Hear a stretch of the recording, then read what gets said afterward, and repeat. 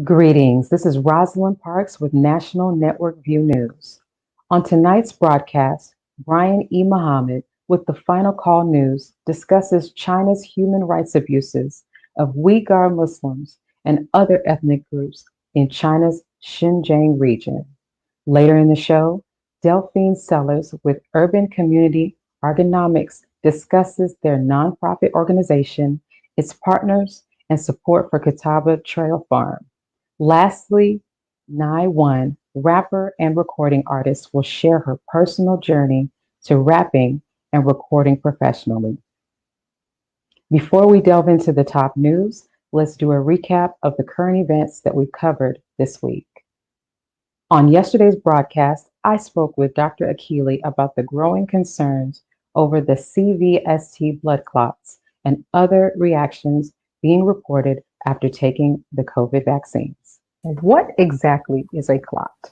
Well, a clot is something that happens in the body normally. Most of us have had a scratch, a cut, some type of injury where we bleed, and that bleeding would continue if we didn't have the ability to clot.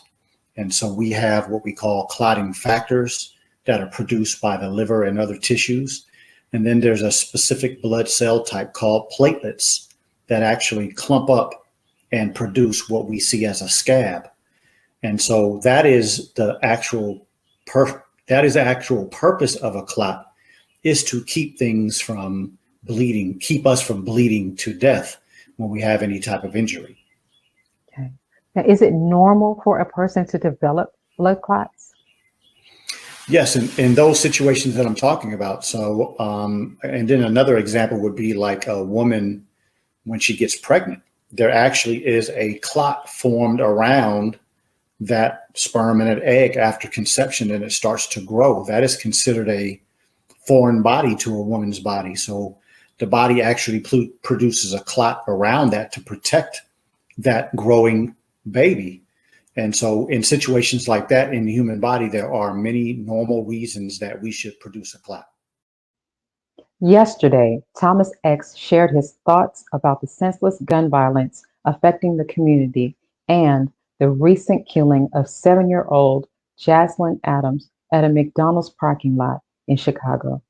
Black on black crime and another term, black on black violence, are controversial phrases often used to label and convey deeper meanings. Right. Are these terms what they call dog whistle language? Coded language, Yes. or, language to get support from others outside of the community.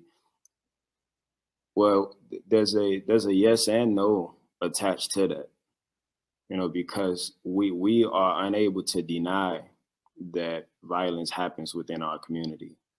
However, violence happens within the communities of individuals who live in the community. So I'm pretty sure there's Asian on Asian violence, right? There's Caucasian on Caucasian violence. However, what's different with black on black violence is that there are others outside of the black community that also engage in violence toward black people.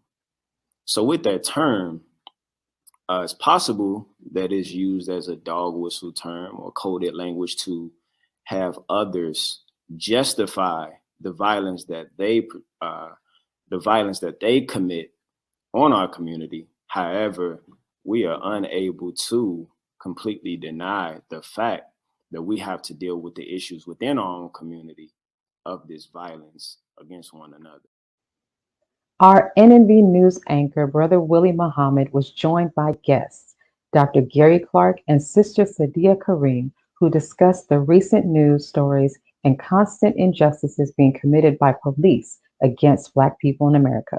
Why do you think we are continuing to see and witness these assaults against Black people in America, not only from law enforcement, but even from regular white folks who have no authority at all? So it's business as usual. With modern day technology, what we're seeing now is what was being these atrocities that were being enacted on Black people, for centuries. So it's just a modern day lynching But now that we have technology backing it up, so if we look historically, what would happen back in the early 1800s, the 1900s, we had these lynchings that would call out a gathering of people. People would pack up their children. I mean, you would have large assemblies to witness these mass killings. And so now with social media and technology, we're just seeing what has been always happening. And now we just have to speak to the truth of it. And I believe that the media, the way that the media is portraying this, is desensitizing those behind the scenes with their guns. And then with us, it's, you know, the Willie Lynch mentality, putting us in our place and giving us the fear that the intention was there from the very beginning, is to put fear and to cull a population. NNV anchor Brother Willie Muhammad spoke with Dr. Gary Clark and Sister Sadia Kareem about their thoughts on Buffalo, New York police officer Carriel Horn and her 13-year battle after being terminated for stopping a police officer from using excessive force on a Black man. What other legal actions can she take? Well, I mean, she went a step further, as Dr. Clark stated, by codifying, making sure that there's intervention when officers see their fellow officers using excessive force. And so that is a big deal, because not only did it was codified in Buffalo, but that particular law is being duplicated all over the nation. So good job, Officer Horn. And, you know, timing is everything. And she reminds me of the woman in the Bible who kept going back and back and back to the judge, asking for justice and mercy. And so, you know, unfortunately, you know, we had to see what happened with George Floyd. But when she saw that happen to George Floyd, as a mother, as a Black woman, she knew that she had to make sure that she continued the fight and continue to cry out against this injustice. And so, you know, through this particular woman, you know, be the will of God, this whole blue wall of silence may be eradicated and may be torn down. And when I say the blue wall of silence, or the blue code, or the blue silence, it is this code that officers have, that when there's misconduct, they do not snitch on each other. They do not, you know, call it out. And so they'll feign ignorance, or they'll perjure themselves in order to protect that which is wrong. And so good job. This is what you call an example of a good officer who has compassion and humanity. And that's what the police departments need. Finally, NNV's Brother Willie Muhammad and his guest, Dr. Gary Clark and Sister Sadia Kareem, discussed the closing arguments in the Derek Chauvin murder trial and policing the police. Do you think he's going to be convicted? We want to see that policing is on trial. And there are those who want to place policing on trial because policing is on trial. And if the general public, the authorities know and understand that if policing fails, that there could be an all-out disruption of what takes place. They know and understand that if policing fails, that those of us who are part of the minority community, the African-American community, and people of color, that those individuals who are factions within that community may indeed engage in an assault on the system. But guess what? Let's just say if this case falls right and we discover that the verdict is flipped, and they also know and recognize that those who come from the right wing, those militias, and that's why it kept secret, that what will those militias do? And they come armed. They come armed with all sorts of military weapons, and so the preparation is not just for people of color, but it's also for those right wingers out there. On the I Have a Testimony broadcast, our NNV News anchor, Brother Willie Muhammad, interviewed Chuck D, lead rapper of Public Enemy, about a wide range of social and political issues relevant to the Black community. What would you say about has been the Honorable Minister Louis Farrakhan's impact on the hip hop music? That he's humble, great voice, his tone is penetrating. And you add some knowledge, wisdom, and understanding to that, it's going to touch your soul. I don't think a lot of people, even if they say the same thing the minister says, he's gifted with a tone. I don't think a lot of people also talk about his tonality. His tone is very musical. It's very soothing yet penetrating. And when you add, you know, a word of God or whatever you want to believe to that, you know, yeah. Very few people have that, Brother Willie. If like they might have the words, they might even have the diction, but they even might have the flow. But the minister has all those things, and he got the flow, the diction, the word, the truth in the word, and he's got the tone, just the right voice of the. I mean, in hip hop and rap, people will talk about Jay-Z, it's flow, but he has a tone, the tone. And this is why the minister said it's very important for artists to kind of like, you know, say some of the right things. And if you can't say the right things, point to people who are doing the right things. Not everybody's equipped to have the mic. And when you get the mic, you got to move something. Our NNV News reporter, Robert Muhammad, spoke with Charles Muhammad, NNV's How to Eat to Live contributor, about the best fish to eat. All right, Brother Charles, for our pescatarians and our fish eaters, where will fish be in the future of food? Well, there's a saying that there's plenty of fish in the sea, and we don't really understand how vast the oceans and the seas are that can hold fish. And 3.5 billion people have fish as their source of food, and that seems to is going to double within the next 10 years to 7 billion. So fish is going to remain on the menu for the majority of the planet. So, you know, be happy that this is a food supply that seems to be unlimited if we treat our water sources properly. Fish will be with man for a long time. NNV reporter Robert Muhammad interviews Salim Muhammad for this week's Al Asir report on young Black and brown men that have been murdered at the hands of law enforcement throughout America. Looking at this past year, during the pandemic, we know that our brother George Floyd was murdered by Derek Chauvin, and he's on trial right now. Considering the response, not just from Black, brown, and white Americans, but the disapproval from people all over the planet, what happens if Derek Chauvin is acquitted of murder? I don't know. I don't know what happens, but I know what should happen. The truth of the matter is, if we look at the past history, this isn't the first time that a Black man has been murdered on national and international television only for the officer to get away. And it may not be the last. What we do know is that the way we ensure our slain do not die in vain is that we must take action upon or after these incidents occur. The fact of the matter is, we don't know what will happen, but we know it should happen. We know what the solution is.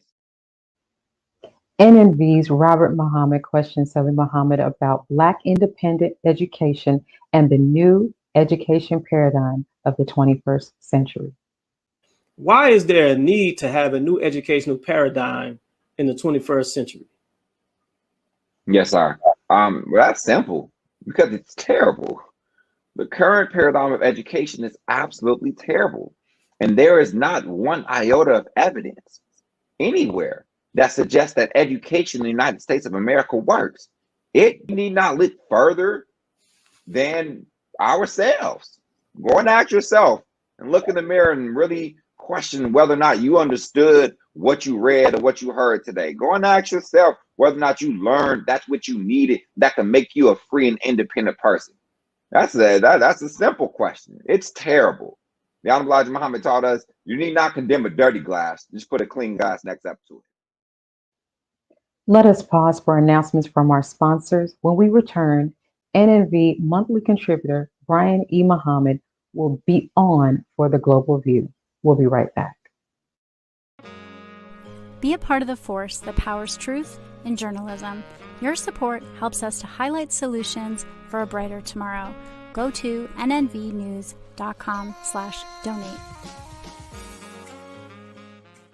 Asiatic Minds. Online education. Helping our children to discover their God-given skills, gifts, talents, and passion that will allow them to see their greatness, as well as the greatness of our people, and upon discovering that greatness, infusing them with the desire to use it for the betterment of themselves, their families, our people, and the world. Call now, 502-219-4848. This is Sister Sajda Muhammad. We are proud to announce that the Sajda House commemorative Elijah coins are finally here. This priceless heirloom, made from recycled copper from the messenger's home, is now available at sajdahouse.com. The hashtag Bank Black social media campaign made strides not only in revolutionizing how we bank, but also how we think. The movement inspired thousands of African Americans across the country to transfer or deposit millions of dollars into Black-owned banks. These are banks that will invest in urban communities, employ African Americans, support Black businesses, and inspire Black home ownership. This is a very proud moment for our culture as we are taking small, but significant, steps towards building Black power through Black wealth. Thank you for tuning in to NNV News. Please share your thoughts with us in the comments section below. Follow us on social media at NNV News, and please subscribe to our YouTube channel, National Network View. This is Clifton Muhammad with NNVnews.com.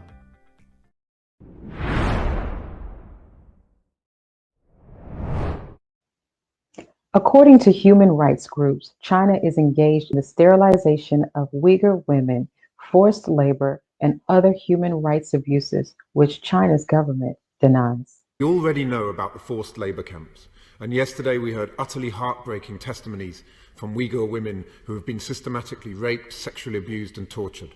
This follows last summer's harrowing accounts from Uyghur women who were victims of forced sterilization and forced IUD insertion. The Chinese government's own statistics show that birth rates in Xinjiang fell by a third in 1718, further evidence that what is happening may meet the international legal definition of genocide, something the new US administration has already acknowledged.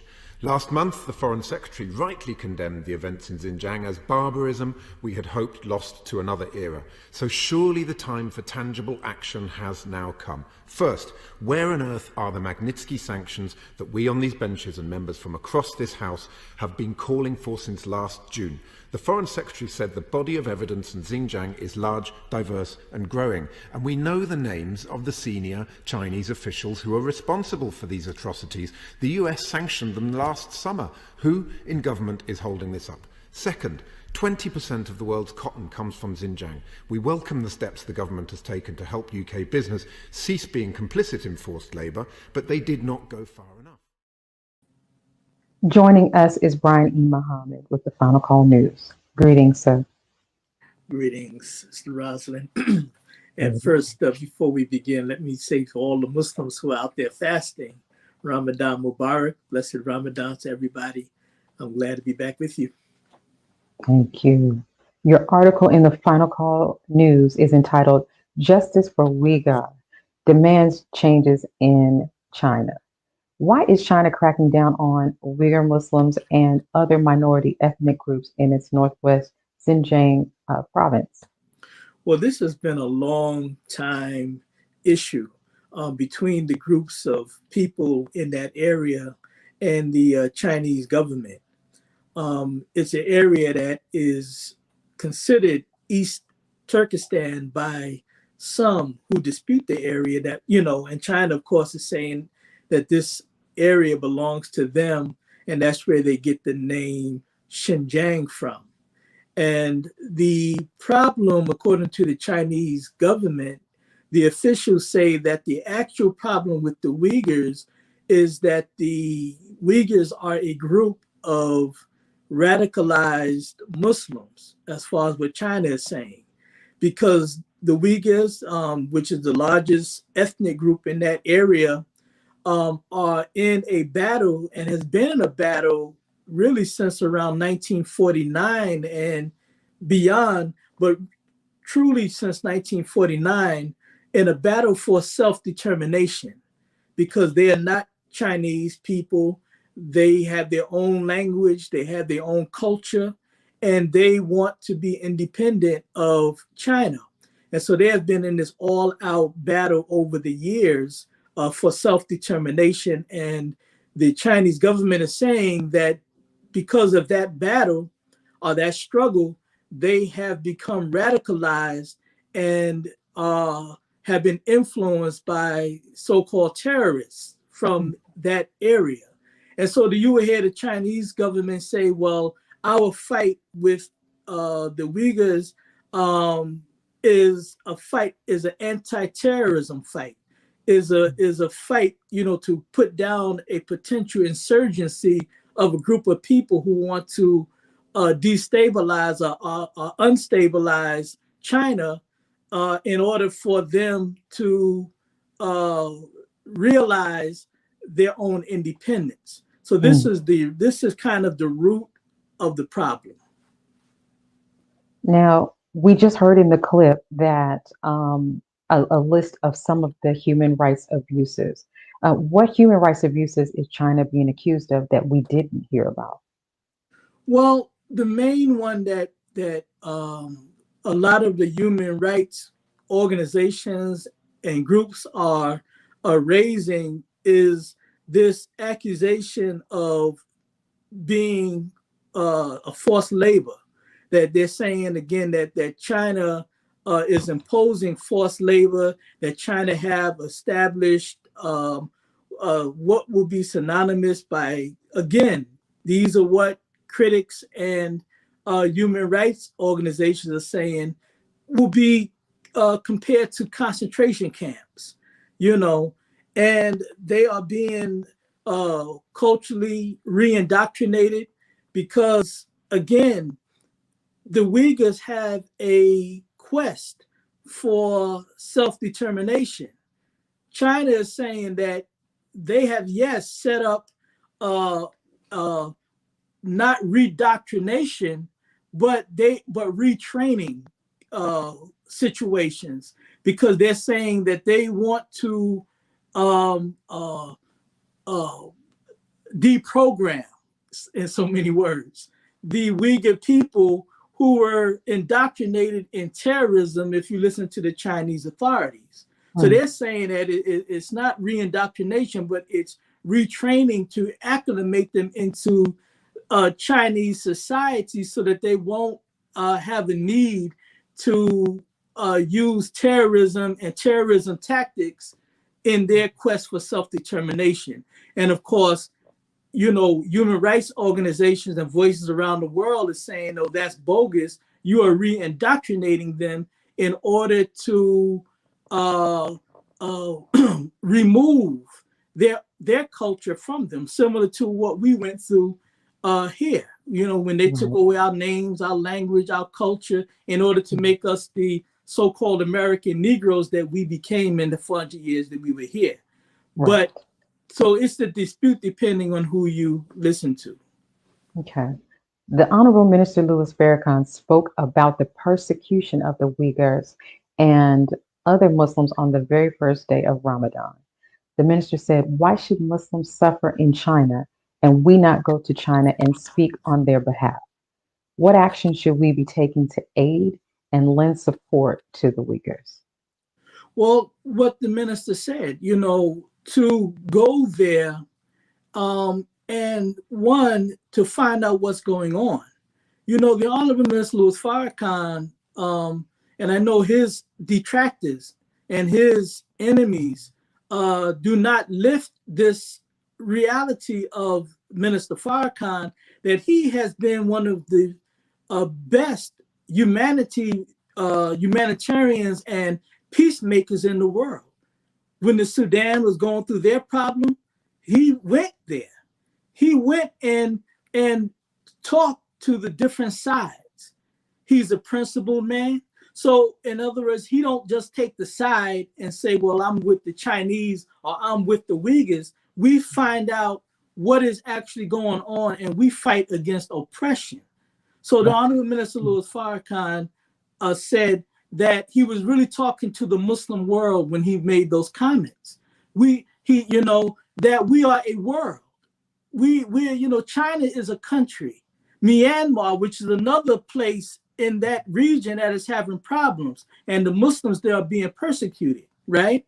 But he's saying that is a country, while we as Muslims, we are a world.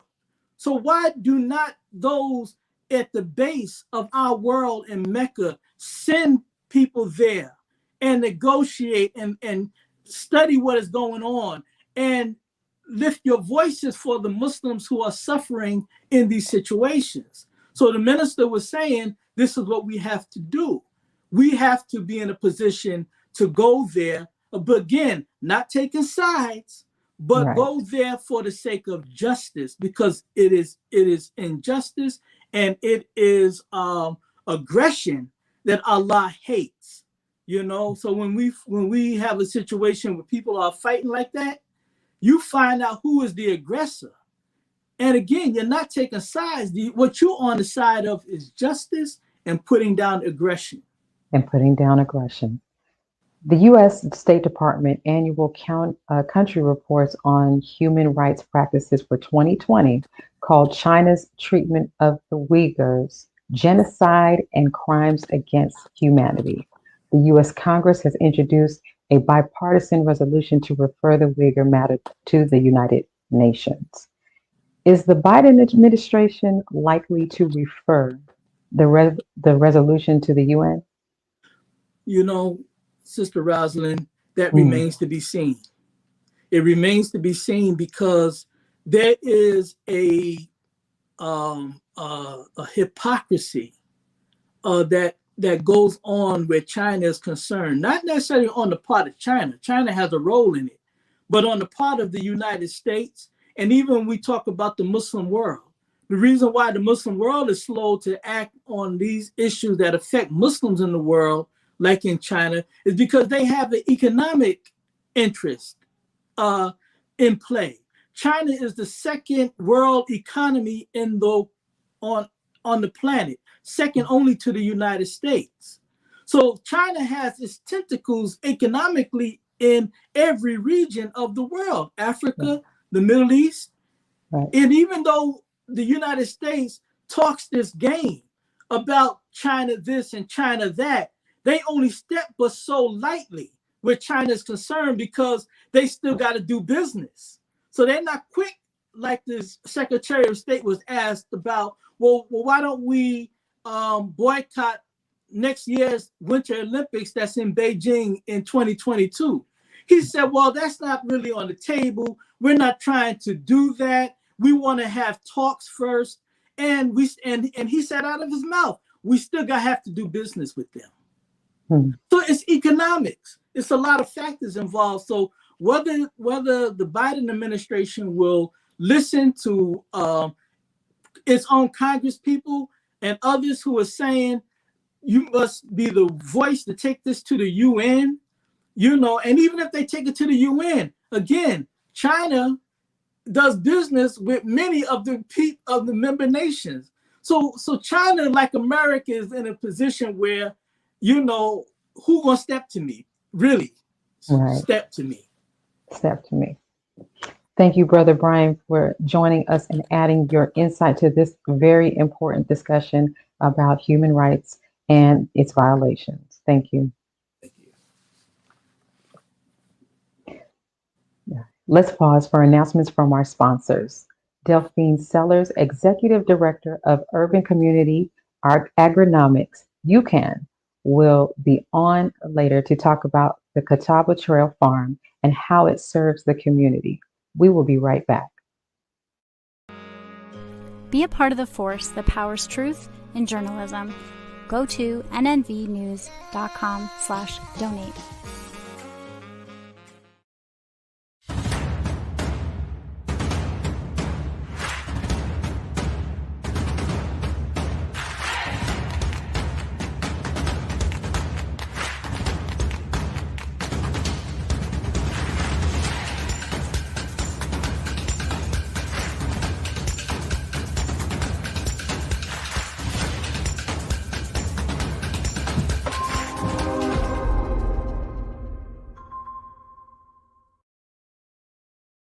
Worldwide, 24 hours a day, 7 days a week. Download the Final Call Radio app and take us everywhere. On your phone, on your computer, on your tablet, on Instagram, Facebook, and Twitter. You can also log on to finalcall.com and click the Listen Live button or finalcallradio.com. Final Call Radio, the official voice of the Honorable Minister Louis Farrakhan and the Nation of Islam. Please share your thoughts with us in the comment section below. Follow us on social media at NNV News, and please subscribe to our YouTube channel at National Network View. I am Anissa Muhammad with NNVnews.com.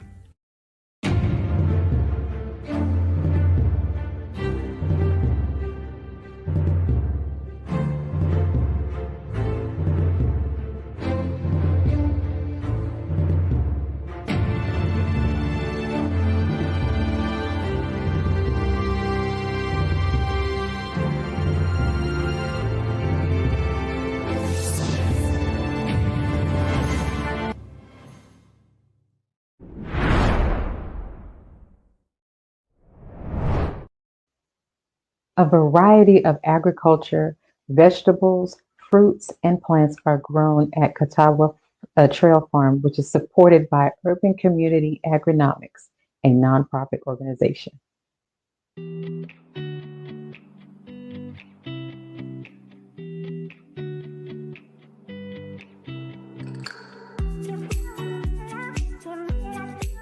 So right here is going to be your first hole. You don't put a hole at the very end. Okay, that's going to be your first hole.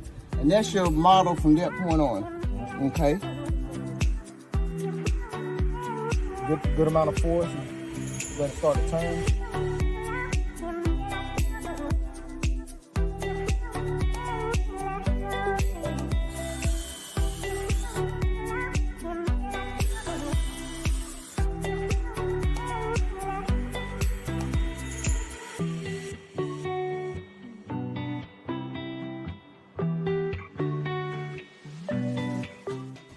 These will last probably about 5 or 6 years. They will continue to produce mushrooms for that long.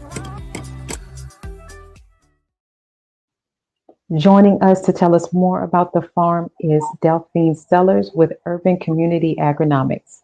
Greetings. Greetings, and thank you. Thank you for joining us. Where is Catawba Trail Farm located? It's actually located in Durham, North Carolina, in what we call Northern Durham. If you wanted the actual address, it's 2080 Sawmill Creek Parkway here in Durham. Okay. And how big is this farm? We're on 53 acres of land. That's the majority of it now is wooded, which is one of the draws to the farm. So probably from 15 to 20 acres is what we're working on, and the rest remain in forest area. Now, do you have plans to keep it as a wooded area, or do you have plans to bring more crops to the farm? Okay. Right now, we have plans to clear an additional 2 acres of the land so that we can provide access to more individuals who want to learn the skill and the trade of farming. So other than that, it will remain forested for camping, for hiking, for other outdoor activities such as bird watching even. Oh, okay. Now, how was this land acquired? This is actually conservation land. I retired in 2016 as the county extension director here in Durham County. At that time, having seen so many disproportionate equities issues within our county, I decided I needed to do something. And having served on the board of the Triangle Land Conservancy, I inquired with them about the possibility of, do you have land? Of course they have land. Do you have land that I can acquire that will give people access so that they can learn to grow their own food? What is the agreement with, as you mentioned, the Triangle Land Conservancy? It took us a year, but we entered into what is termed a user license agreement with the Triangle Land Conservancy. And basically what that says is for 10 years, we acquire access to this land to develop it. It is up to us to acquire all that's needed to make it into a farm. Because actually we are reclaiming an old farmstead that had not been farmed in over 70 years. And it is also part of the plantation system that used to exist in Durham County. So every 2 years we sit down and we look at that agreement and everything is okay. We're following all the laws as far as not going into the conservation easement area. Then we start over with 10 more years. So it's a continuous 10-year 10-year rights to the property, to develop the property. And how does that process work? After that 10-year period ends, you just submit new paperwork, or is there a sort of a renewal process that you have to go through? Does somebody come out and survey the land? What happens when you renew? It's all taken at a honesty, okay, and it's based on relationship to a large degree. So no, there's no renewal of a contract. There's no renewal of an agreement. It's just, what are you doing? So it's almost as though we report and share what we've done, the accomplishments that we've made, and we look at the value that we have created within the community and the difference and impacts that we're making. And we simply share this, and it is automatically another 10 years, those kind of things. What our goal is and what we would like to have is, if we cannot purchase the land, it gives me 100-year lease right off the top, because we know what we are about, we know what we're doing, and we know that we're building equity, even if it's, well, and I don't say that lightly, we're building human equity within our people. Within our community. Yes, ma'am. Yeah. What types of agriculture, such as vegetables, fruits, plants, are grown at the Catawba Trail Farm? We're only growing that which is, what I want to say, brain, is nutritionally valuable. So we want to increase access to nutritious produce. We grow everything, depending upon what season you're in. You know, your greens, your collard greens, your salads, your lettuce, tomatoes, cucumbers, my goodness, okra, a variety of herbs, celery, bok choy, Napa cabbage, any foods, asparagus, because what we want to do as well is introduce people to different foods. Now we take it a step further. Not only do we want to introduce you to those foods, because there's nothing worse than helping a person to grow their own food or to give them food that they don't know what to do with it. And then it makes them feel even worse. They have to throw it away. So we look at, how do you prepare this food without having to go in debt and buy, spices that you're never going to use, again? How do you preserve this so that you can stop eating out of those cans filled with all that sodium? So we teach food preservation as well. So we take it a step further, not just to grow. So, but then once you learn to grow it, what do you do with it? How do you preserve it? How do you prepare it? How do you make sure that this brain is added, add to your family, add to your body, it helps you, because, and I could go on, but one of the things that we do is our goal is to not only help people to have nutritious foods, but it also, we're looking at health and wellness. A lot of preventable illnesses and reversible illnesses exist because of our diet. And we want to change that diet. That's an important point that you have made. In addition to the crops that you're growing, do you also grow certain herbs to aid in health? Oh, yes, we do. Everything from, well, I'm going to start off with sage, what else? Thyme, dill, cilantro, oh my goodness, basil, African basil, and we're growing some ginger. So we grow the mints, you name it. We want to grow it. If we can grow it, we want to, and we want to introduce it to people. Now, Urban Community AgriNomics, or UCAN, is a nonprofit 501c3 organization that partners with and supports the Catawba Trail Farm. What is the mission of UCAN? Okay, well, let me back up a little bit for you. UCAN is the nonprofit Okay, and our mission is to enhance and to, first of all, give people access to land, access to space to learn and to grow their own healthy, nutritious foods. UCAN is a nonprofit, so we've decided how do we do that? What do we need to do in order? That's our mission. So how do we do it? We did it by creating a farm. So we've created the Catawba Trail Farm as a way to make our mission a reality.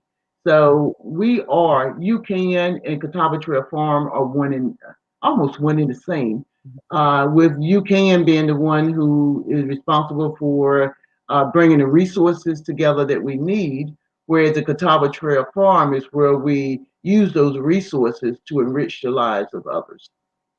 Speaking of that, how has the farm positively impacted and strengthened the community, especially now that we have some difficult times such as this pandemic? It's an ideal place. You're outside. We create workstations. We have not suffered as far as the pandemic is concerned in regards to people coming out, people volunteering, and people wanting to learn to grow, wanting to learn about agriculture, which is a blessing for us. We work with school systems, we work with youth groups, we work with senior groups, we work with individuals. We're also a place and have been a place where individuals who may be involved with the criminal justice system and they need to perform or community service hours. So we're a place for that as well. We don't turn anyone away. In fact, the more the merrier.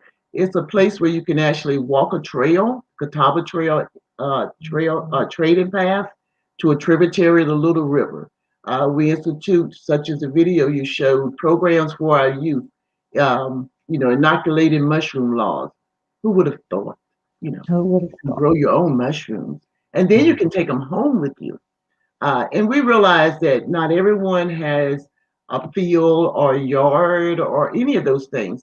So we institute some of our other programs, such as our Green Bucket Gardening program. What do? We provide you with a 5-gallon green bucket. We put holes in it. We provide you with the soil, seeds, and our plants, and teach you to grow. Even if you're growing 2 tomato plants or 3 collard greens, any of those things. But we want people to know how to do for themselves. Okay. Now, in that clip that we showed, we saw, I believe you were teaching the class. What are some of the educational and health wellness events that you've been involved with? Oh, gosh. Tremendous number. I'm going to keep it. Other than the mushrooming, we also are involved with raising chickens. We now have, so how do you care for chickens? Because in this county, in Durham County, even within the city limits, you can have up to 6 chickens, I believe, as long as you don't have a rooster. So what about raising your own eggs? Chickens, so that you can have your own eggs. And then once they, if you're a meat eater, once they reach their lifespan, you also have meat on the table. So some of those things we teach about how to grow everything that people want to grow and how to prepare it. And then some of the other things, we also are involved a whole lot in gleaning. Gleaning is actually when farmers allow you to go on their land once they've harvested what they want, and as opposed to dissing it all in the ground, we can go and harvest some of those fresh produce, be it sweet potatoes, be it squash, be it okra, be it greens, and then give those to individuals in the community. That is wonderful. Yeah. Wonderful. So, and one of the final things I will say that we do is we actually work with, we have a sponsor, and we work with an organization called Farmers Food Share, where we actually once a month, up until our money ran out, but we're working on getting more, actually did food drives at least once a month.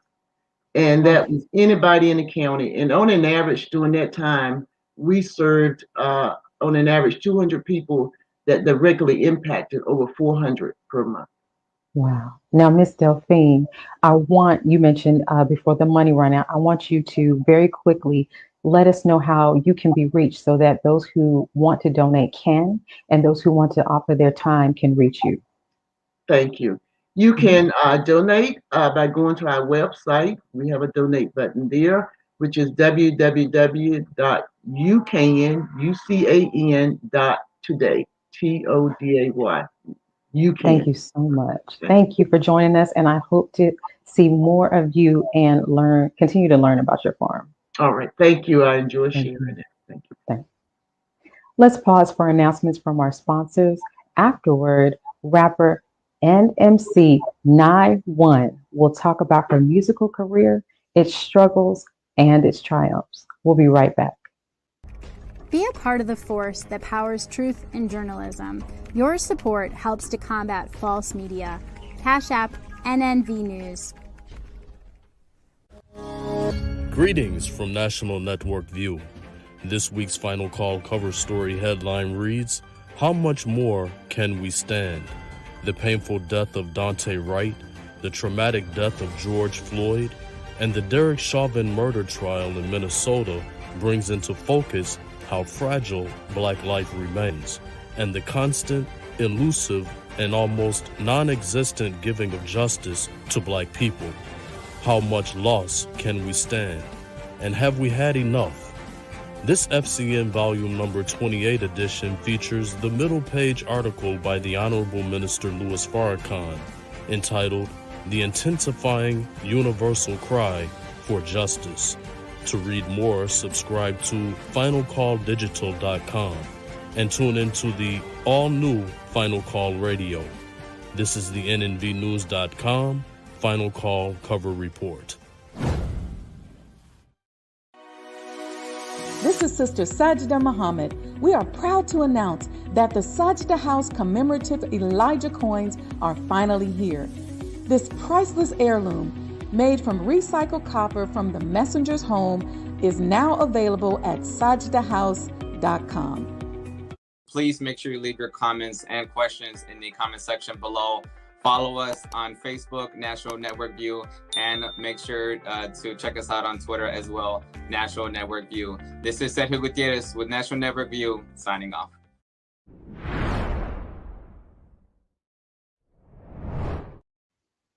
Nai1, MC, rapper, and recording artist, shares her artistic inspirations and personal journey to becoming an MC, rapper, and recording artist professionally. I have the power. I have the ability to change the focus. I have the ability to change the rhetoric. I have the ability to change the direction. I have the ability to change the destiny. All I have to do is speak it. Top Lexus, all of my time is precious. I thank God for blessings. Lesson now in session. I am my biggest investment. I'm gonna eat ice for breakfast. Hold on, I see my future. Know my Nova Super. I'm a lunar trooper. Watch how Joining us is Nai1, MC, rapper, and recording artist. Greetings, Nai.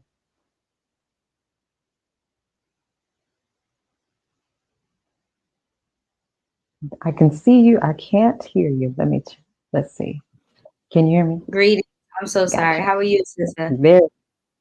I am fine. How are you? I got you now. I'm well. I'm All well. right. Thank you. As a member, oh, good. Now you are in the military, of course, as we just saw in the clip, and I'm sure you've undoubtedly seen or have been exposed to certain experiences that many other civilians have not.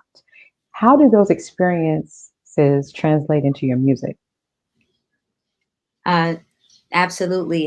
Definitely they translate because I have gone into a certain realm, a different way of life. It's almost like you are in a different world when you join the military. So it has definitely, changed a lot. in my music because of that, those experiences, as far as, actually learning how to, be a person that is focused on survival fully, and 100%. Really the only mission is to survive and to help your comrades. So it definitely, impacted my music. Hmm.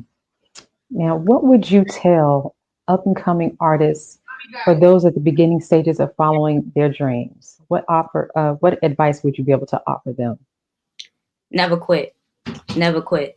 I've been doing music for a long time. I've been, in different situations, in different areas of my career where I wanted to quit. I wanted to give up. I've had many jobs, many, different professions, and music has always been my passion. So if it's your passion, if it's something that that you were born to do, is something that that you were made to do, never quit. And I honestly believe that, God won't let you quit. Right. I agree. We are still in a pandemic, of course, even though we've seen things begin to open up. Is being in a pandemic and, I guess, in the military at the same time affecting your current ideas or concepts around your music? Absolutely. Absolutely. It's a major, major pivotal point for me. I think in my life where I really had to sit down and really just be quiet and hear from God. A lot of the time, we've been in this for about a year, I think a little over a year now. And I think for the first few months, I was really just quiet and just trying to hear from God. What should I do? What should I say? How should I approach certain topics? Because I don't want to come off, angry or disgruntled. I don't want to make things worse than what they are, because I know that my voice has, it does have significance. It can impact someone's life.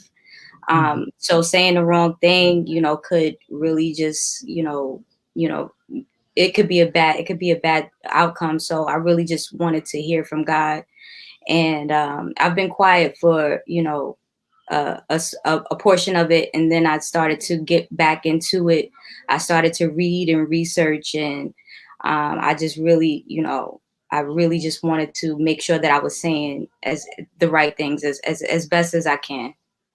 Right. I think that you've done that. One of your songs entitled Vibe has a very uplifting beat, and the lyrics are squeaky clean. In an industry where vulgar content is the norm, is it hard for you to come up with lyrical content that goes against that? I would say it isn't, and it isn't, because as a human being, you do watch what's going on. You do say, okay, well, if I made a record like this, I know that it could, do more numbers or whatever the case may be. But as an individual who really wants to listen to eternally what I know I can bring forth, as as far as positivity and upliftment, I knew that I had to say something in this time that was going to help someone. I didn't want to say anything that was going to, make a situation worse. You know what I mean? So I definitely, I think it was in that space, I made it my business to say something that was going to uplift. It was, I wouldn't say it was easy. I had to go deep within, because in that period, I wasn't at my highest point, but I knew that even in this space right now, I know that I need to say something that's going to not only bring me out of this space, but help somebody else. Right. Now, would you agree that the work that you did to create such uplifting and positive music actually helped draw you out of that space. Absolutely. Absolutely. Absolutely. I was, I'll give you a little background on that song. I actually, I took a flight to Atlanta spontaneously. I said, I need to do something I want to change my area, my atmosphere. I need to do something that's going to keep me on the path that I'm on, because I know that music is my calling. And if I stay here, I am not going to fulfill my purpose. So I said I needed to move around. I need to make moves. So I made a move, and I was scared. I was terrified. It was my first time on a plane by myself. I got on a plane. I didn't know where I was going. I didn't know where I was going to stay, what hotel I was going to go to, what studio I was going to go to. Right. And everything just kind of fell into place once I got there. Real quick, I'll just let you know that my Uber driver who picked me up from the airport was a bishop. Wow. And okay.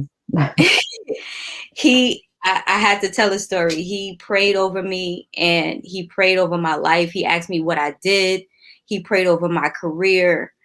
And, this was all spontaneous. And for my Uber driver from the airport to pick me up, and he be a bishop, and for him to pray over me and to bless my career and bless whatever I was doing, it was amazing. So once I got to that hotel, I knew that I had to write something that translated that experience. So Vibe came about. Perfect. It sounds like it was exactly what you needed to get you started on delivering such a wonderful piece of work. Thank you so much. Thank you. You are welcome. Now, before we go, do you have anything coming down the pipeline that we should know about? Any new songs, work or ventures that you're working on? Yes, ma'am. I'm working on several projects. One called The Unsuspected. It's actually The Unsuspected 2 is actually the part 2 to a series that I'm working on, and also an EP, where I'm talking more about love and relationships and things of that nature. So definitely be on the lookout for those two projects. And finally, can you tell our viewers where they can go to hear more of your music or to reach you for collaborations? Absolutely, yes. You can follow me on Instagram at Nai1 ENT. It's NAI, the number 1 ENT, and on Twitter, same handle, and YouTube, Nai1 Music, NAI, the number 1 Music. Perfect. Thank you so much, Nai1, for joining us, and I look forward to hearing more from you. Thank you. I appreciate you. Thank you. All right. Thank you all for joining us tonight and for tuning into NNV News. Please share your thoughts with us in the comment section below. Follow us on social media at NNV News, and please subscribe to our YouTube channel, National Network View. This is Rosalind Parks with National Network View News. Good night. Be a part of the force that powers truth in journalism. Go to nnvnews.com/donate.